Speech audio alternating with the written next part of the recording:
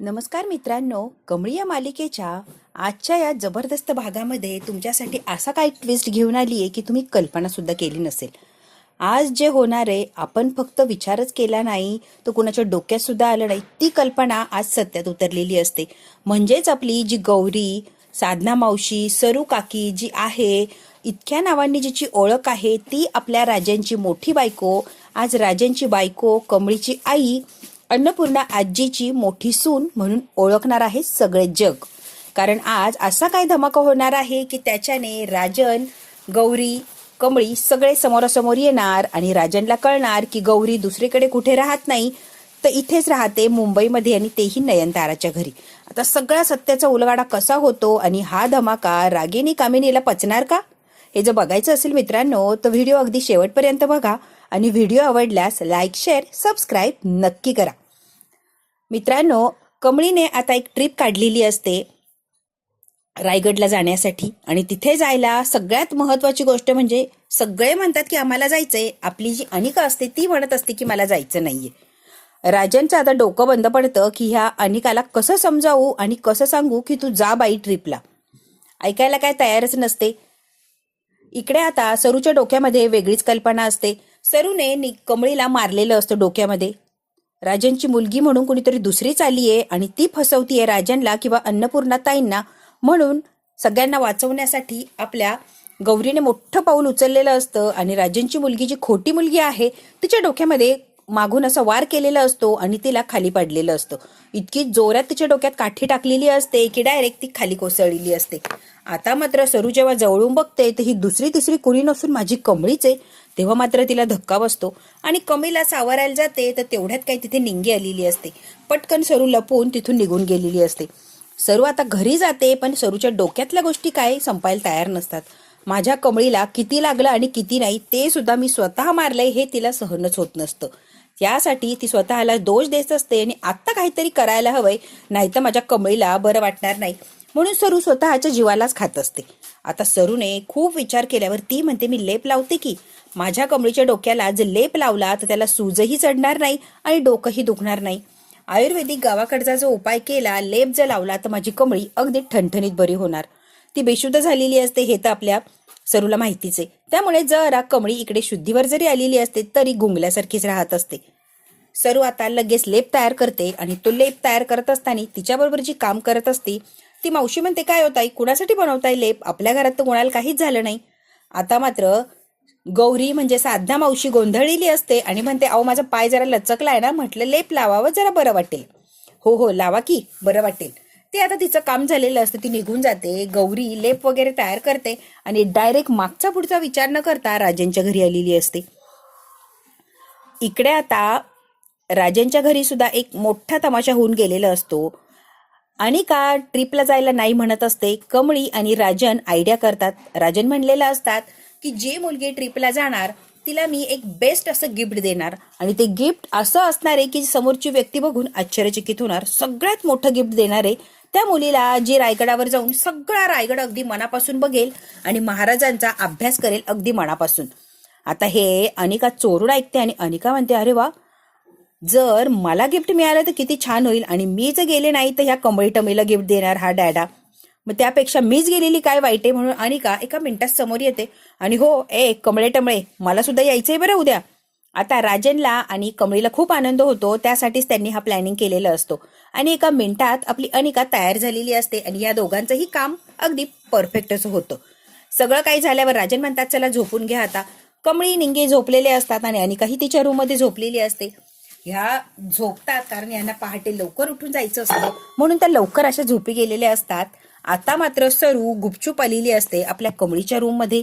तिने डोक्यावर पदर वगैरे घेतलेला असतो आणि ती सरू आहे हे कोणाला कळणार नाही अशी तिने तयारी करूनच आलेली असते. पक्क तिने तोंडबिंड बांधून ठेवलेलं असतं. ती येते, कमळीला निंगीला झोपलेलं बघते. तिला खूप छान असं वाटतं की माझी कमळी शेवटी इतक्या वर्षांनी हक्काच्या घरी आहे. तिचे वडील मिळाले, आजोबा आजी सगळेच नाते तिला मिळाले. त्यामुळे सरूला कुठेतरी छान समाधान किंवा आनंदही वाटत असतो. आता ती डोळे भरून आपल्या कमळीला बघते, तिला छानही वाटतं. जरा भानावर येते आणि म्हणते चला कुणी यायच्या आधी पटकनीच्या डोक्याला लेप लावून मी इथून निघून जाते. सरू आता पटकन त्या कमळीच्या डोक्याला लेप वगैरे लावते आणि म्हणते, अरे बाळा, माझ्यामुळे दुखापत झालीये, खरंच मला माहित नव्हतं तू माझी कमळी आहे, नाही तर मी तुला मारलंच नसतं. पण हे बघ, आता हा लेप लावती ना, याच्याने तुला खूप आराम मिळणार आणि अजिबात काही त्रास होणार नाही. आता गौरीने लेप वगैरे लावल्यामुळे कमळीला असं थंड वाटायला लागलेलं असतं, पण एक प्रकारची अशी शांत तिला झोपही लागायला लागते. तिचा डोळाच काही उघडायला तयार नसतो, अगदी झोपलेली असते आपली कमळी. जेव्हा आता सरू ते लेप वगैरे लावते आणि तिच्या हातला त्याचे भांडं असतं ते पटकन खाली पडतं. निंगीला जाग येते आणि निंगी काय वाजलंय म्हणून बघते, तर काय, समोर एक बाई उभी आहे, अगदी तोंड वगैरे झाकलेलं असतं. निंगी मात्र घाबरते, चोर चोर चोर म्हणून जोर जोरात ओरडायला लागते आणि पक्क असा ह्या गौरीला पकडून ठेवते. काय गे, मोठे लोक बघितले नाही तर लगेच डल्ला मारायला आलात का तुम्ही? तुमच्या लोकांचा आहे ना हाच धंदा आहे. निंगी आता मागचा पुढचा काही विचार करत नाही आणि इतकी काय बडबड करायला लागते की कमालीची. गौरी मात्र घाबरलेली असते. आता जर या निंगीने मला पकडलेलं आहे, तोंड जर बघितलं तर अवघड होऊन बसणार आणि ते सगळेच मला ओळखणार की ही गौरी आहे. ते आता पटकन झटापट करून तिथून निघून जाण्याचा प्रयत्न करते, पण निंगीने अशी काय पकडलेली असते ही गौरी की ती तिला सोडायला तयार नसते. तेवढ्या याच्यामध्ये आरडाओरडा करते आणि कमळीला उठवते. अगं कमळे, उठ की, बघ आपल्या घरात चोर आलाय. राजन काका एवढे श्रीमंत आहे, हे बघितल्यावर बघ की रस्त्याचे चोर सुद्धा यायला लागले आणि डायरेक्ट घरात घुसून चोरी करताय, बघ की. कमळी उठते, डोळे चोळतच जरा स्वतःला सावरते आणि बघते तर काय, ही बाई, हो हीच बाई आहे, ती चोरी करायला आली आहे. आणि कमळी स्वतःचे केस सावरायला जाते, ते डोक्याला तिच्या लेप लावलेला असतो. अगं, हे कोण लावलंय माझ्या डोक्याला आणि याच्यानेच मला झोप लागते, अगदी थंड वाटतंय. बघते तर काय, अगं निंगे, बडबड करू नको. ही जी साडी घातली ना या मावशींनी, या मावशी कुठेतरी बघितल्यात मी, म्हणजे ही साडी कुठेतरी बघितलीये पण लक्षात येत नाहीये. आता आपल्या कमळीच्या पटकन लक्षात येतं की ही ऋषीच्या घरी जे काम करतात ना सर्वंट, त्यांच्याकडे हाच ड्रेस कोड आहे आणि ही साडी त्यांच्या घरीच वापरली जाते. पटकन आता हे बघ, आरडाओरडा करू नको निंगे, जरा शांत बस. निंगे म्हणते, आरडाओरडा करू नको, अगं बघायला लागणार ना या कोण आहे आणि इथे कशासाठी आले, तुझ्या डोक्याला लेप का लावलाय? वेडीच काय ग निंगे? त्यांना माहिती आहे माझ्या डोक्याला मार लागलाय म्हणूनच ते लेप लावायला आले ना काळजीपोटी, त्यामुळे उगाच आरडाओरडा करू नको हा निंगे, जरा गप. निंगी म्हणते, जे काय असेल ते असेल, पण ह्या कोण आहे हे मला बघितल्याशिवाय काय शांती मिळणार नाही. निंगे आता मागचा पुढचा विचार काहीच करत नाही आणि डायरेक्ट साधा मावशीने जो पदर घेतलेला असतो असा जोरात ती पदर खेचते की साधा मावशीचा चेहरा निंगीला आणि कमळीला दिसतो. असा काय धक्का बसलेला असतो या दोघींना आश्चर्याचा, अगदी पायाखालची जमीन सरकते की साधा मावशी तेही माझ्या घरात काय करता आणि त्यांनी जी साडी नेसली आहे ती ऋषीच्या घरी काम करणाऱ्या बायकांची. म्हणजे कमळीच्या एका मिनिटात लक्षात येतं की माझी आई ऋषीच्या घरी साधना मावशी म्हणून काम करते, त्याच एक ह्या. आता मात्र कमळीने सगळे धागे जुळवलेले असतात आणि एकंदरीत कमळीच्या सगळंच काही लक्षात येतं. ऋषी ज्यांचं कौतुक करतो, फार छान जेवण बनवता, असं तसं, दुसऱ्या तिसऱ्या कोणी नसून ही माझी आई आहे हे कमळीच्या लक्षात आलेलं असतं. आता मात्र कमळी, निंगी आणि साधना एकमेकींना भेटतात आणि शांत बस असं म्हणतात आणि जे काय घडलंय ते सगळं साधना आता कमळीला आणि निंगेला सांगायला लागते. यांचा आरडाओरडा तर ऐकलेला असतो राजनने. राजनला कसली झोप, एका मिनिटात राजन रूम मध्ये आलेले असतात आणि काय गाय पोरीनो, काय चाललंय, झोपा म्हणून सांगितलंय ना. बघतो तर काय, राजन समोर उभी असते आपली गौरी. राजनच्या अगदी आकाश पाताळ एक झालेलं असतं, असा काय जीवात जीव आलेला असतो आणि त्याची गौरी इतक्या दिवसांपासून शोधतोय, साक्षात ती समोर उभी असते. राजनला काय करू आणि काय नाही काही सुचत नसतं. आनंदाने अगदी वेळ लागायची पाळी आलेली असते. एकाच मिनिटात त्या राजनला सगळं सुख अगदी पायाशी लोटांगण घेते असं राजनला वाटायला लागलेलं असतं. राजन म्हणतो, गौरी तू? कमळी म्हणते, राजन काका, ही गौरी नाहीये, ही माझी आई आहे, सरू. निंगी सुद्धा म्हणते, हो ही सरू काकी आमची, तुमची गौरी कशी असेल? तेव्हा मात्र राजनच्या लक्षात येतं, कमळीला मी जी खोटी मुलगी म्हणून आणलंय ती खोटी नसून खरंच माझी मुलगी आणि गौरीची आणि माझी मुलगी कमळी म्हणजे खरंच या घराची ती वारसदार आहे. आता मात्र सगळं सत्यचा उलगाडा झालेला असतो राजनकडे आणि गौरी, कमळी सगळं कुटुंब राजनचं राजनला मिळालेलं असतं. आत्तापर्यंत जे काय घडलंय ते सगळं काही राजनला गौरीने सांगितलेलं असतं. कमळी, राजन सगळे एकत्र येतात आणि सगळा जो गैरसमज आहे तो सगळा दूर झालेला असतो. थोडक्यात काय, एवढ्याशा चुकीमुळे राजनचं कुटुंब राजनला मिळालेलं असतं. जर लेप लावायला आपली गौरी आली नसती तर राजनचं कुटुंब राजनला मिळालंच नसतं आणि ही लपवाछपी अशीच चालत राहिली असती. पण देवी आईला कुठेतरी मान्य नव्हतं, यांचं कुटुंब एकत्र आणायचं होतं आणि देवी आईने ते आणलेलं असतं. इकडे आता गडावर निंगी, कमळी अनिका पाठी उठून जाण्यासाठी तयारी होतात, कारण कमळीला वेगळीच काहीतरी आनंद असतो. कमळीचं कुटुंब मिळालेलं असतं आणि आता काय महाराजांना भेटायचं म्हणल्यावर काय कमळीचा आनंद असा गगनात मावत नसतो बघा. एक तर आई वडील मिळालेले असतात आणि त्यात आपले महाराजांकडे जायचं असतं. सगळं सुख अगदी कमळीकडे आलेलं असतं. छान अशा तयार होतात आणि आनंदाने आता ट्रिपला जाण्यासाठी निघालेले असतात. अनिका सुद्धा त्यांच्यामध्ये असते आणि अनिका अन्नपूर्णा आजीला सांगितलेलं असतं की माझी छोटी बहीण आहे, तिची मात्र मी काळजी घेणार, तुम्ही अजिबात टेन्शन घेऊ नका आजी, तिला सुखरूप नेते आणि सुखरूप आणते. प्रेमाने तिच्याशी वागण्याचा प्रयत्न करते, म्हणजे आमच्यातलं नातं घट्ट होणार आणि गैरसमज दूर होणार. अनिका बरोबर मोठी बहीण मला मानायला लागणार आणि प्रेम करायला लागणार, असा शब्द तिने अन्नपूर्णा आजीला दिलेला असतो. कमळी तशी समजदार असते आणि त्याप्रमाणेच वागण्याचा प्रयत्न करत असते. आता हे सगळे गड किल्ले बघायला चाललेले असतात आणि छान असा प्रवास त्यांचा सुरू झालेला असतो.